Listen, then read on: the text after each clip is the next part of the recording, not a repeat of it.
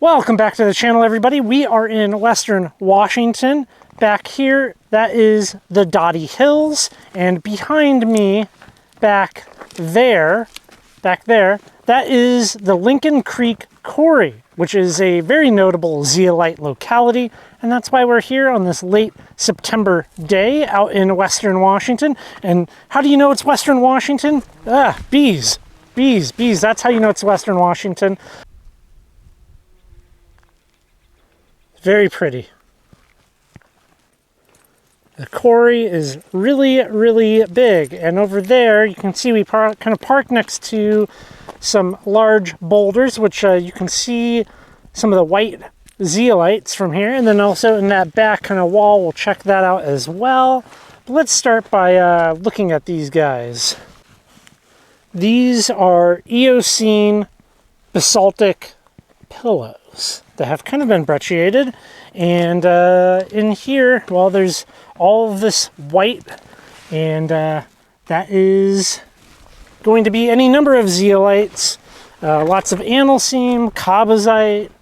There's going to be some fibrous zeolites in here as well, which I have a love-hate relationship with the fibrous ones because they're incredibly difficult to extract and keep clean. But you can just see in here, we have probably some nice pieces of analcime. Yeah, like you can see the structure in that. Hopefully, no, maybe. Let's just put it right there. Anyways, yeah, there's a lot in here in these guys. So we will break some rock. I think we will walk back there as well and try to get a handful of nice specimens out here.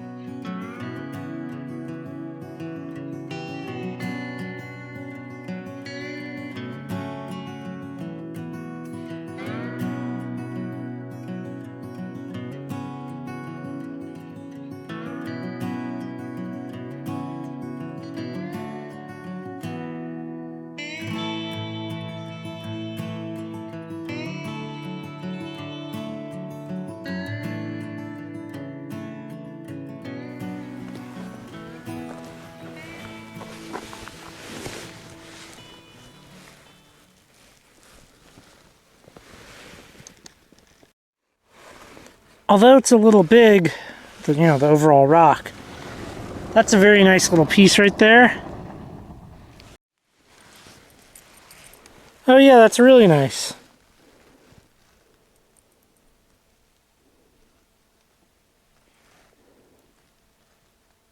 I'll walk that one back so it's nice and protected.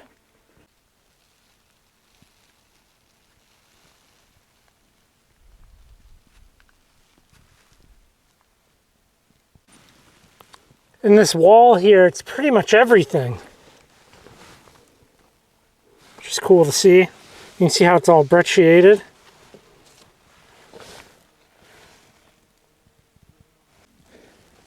I'm glad there's no other people out here, which is a little surprising for a Saturday. But kind of get in here, try not to fall. And we can kind of see that we have lots and lots of just decayed out pieces. Now, stuff that's decayed out isn't necessarily bad. Zeolites are generally quite durable. So even things that have experienced a little bit of weathering are not that bad at all. The key here is to try to find some nice specimens, and there's a lot. There's a lot here, and there's also a lot of broken glass. I think just for the sake of the visualizations of it, I think people don't watch this one not do it. This stuff's very fragile. Like, you can just whack these apart quite easily. The brecciation is intense. Here's a good example of a piece here where we have analcime just kind of in these little veins, and it doesn't seem like it goes anywhere. it's just like these coatings, and it's very, very fragile, very just like little pieces are coming off. So it seems, although there is a little bit of a challenge to get pieces that are worth taking home. Nice little cluster there. So you were in here and you were opening up some pockets, and it may not show, but there will be excellent, excellent photos. Nah, the sun's too bright. Here. Yeah, there you go. Yeah.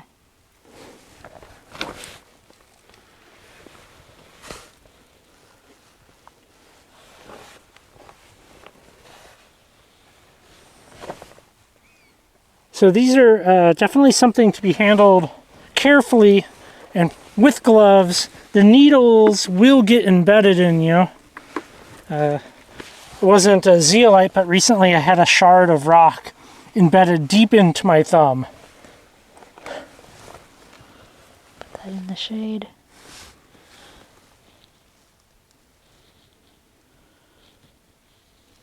They're not as fragile as they look.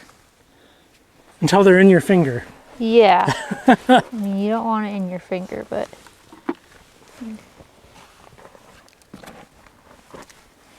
a little fragile. So you had some larger needles somewhere? Oh, these guys down here.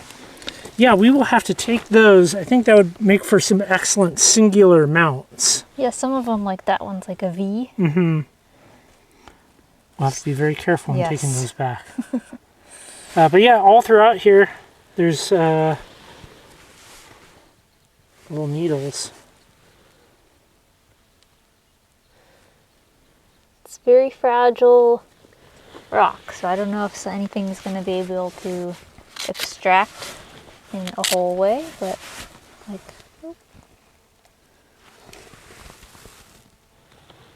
I really want this. Careful.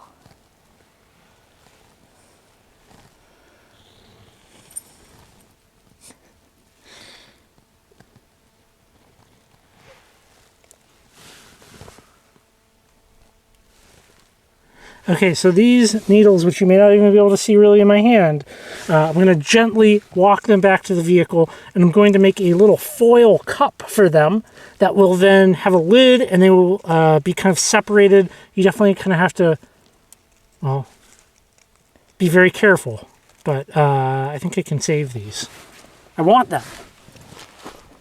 Instead of bringing the specimens to the foil, I'm bringing the foil to the specimens. Smart.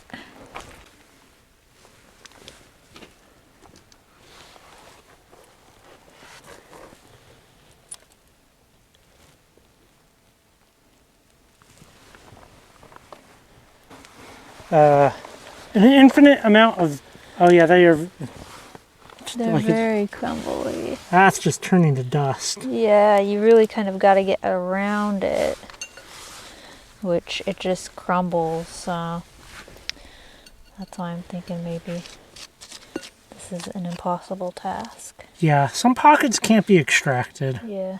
as much as you might want. Like you said. I know. Yeah. I don't think that's coming out in one piece for sure. That's not coming out. Shame, really. That'd be a beautiful pocket to have. We'll take some littles, some micro mounts. So generally, when you're trying to get something out like that and it's going to be dirty, the way to clean these is by inverting them in the ultrasonic cleaner. So that any dirt that's in the needle fan will just fall out. We are both running out of sunlight and time here. So camera's getting put away. We're gonna collect and pack up what we can, and I will have to catch up with you back in the shop because I want to get some good stuff. I don't want to just sit around playing with the camera the whole time. Yeah, I think this is good. I'm pretty happy with some of the specimens that we've gotten already. And I've learned a lot about the Lincoln Creek Quarry, which that's also great. We are back from the Lincoln Creek Quarry out there in western Washington. I've done a whole bunch of cleaning of the material, done some mounting, not all of it. There's still some fine, tiny, perfect needles of naturalite, which need to get cleaned and mounted in some little tiny micro cases. But overall, I'm pretty happy with what we have here. You can kind of see like beautiful little clusters like that. Happy with a lot of these mounts. Now some of these, like, this stuff is very fragile, so these pieces that I mounted on acrylics, I really wish there was a way for me to have these mounted in little cases, because with fibrous things it's always risky to have them kind of out and exposed, although these will be in a case. I do want to point out right on this specimen you'll see these like specks within the white. Now that is not dirt. There's like little pieces of basalt like refused, because you got to think this was like a brecciated situation of brecciation. So as these things are forming, there's like little bits of basalt like crumbling and forming into it. If we move over to the microscope, you can see that we have some square composite, and then if you want to move that around, there's some very fine needles of naturalite. Right there you can kind of see those like what look to be dirt specks are not actually dirt, but just little pieces of basalt that have been kind of trapped in the naturalite, which kind of gives it a dirty. It does look dirty. It looks a little dirty. It's not coming off, which that's the way it goes. Now, in the perfect world, it would be nice pockets of this material with no brecciation happening, and in turn, as it was forming, it wouldn't be all gross. Why don't you put that one under there? What did you think of the Lincoln Creek Quarry? It was different from a lot of other zeolite spots that we go to. The pieces were bigger, and it was almost like seams versus a rug. Yeah, I have some there's plenty of this stuff, these kind of like bigger, just brecciated pieces where it's almost like massive in it. But yeah, it was a different experience, and I think right there where you were just at, that's a great example of kind of stuff just being trapped into the cluster of needles. So, but if you're willing to have some stuff that might be slightly dirty, naturalite, analcime, and composite seem quite abundant. There's like some little calcite cubes in there that I spotted in the stuff that we brought back with the UV light. There was abundant. It was a huge space. We could have spent a lot more time at it. I am kind of glad that there was nobody there shooting, because that would have made it significantly less fun, especially with our dog. Yes. So overall, I'm happy with it, and I think it's a fairly decent spot, as you can see here.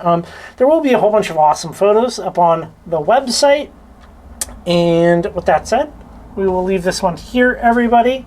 Thanks for coming by. Go check out the website, currently rockhounding.com, and I will catch you in the next video.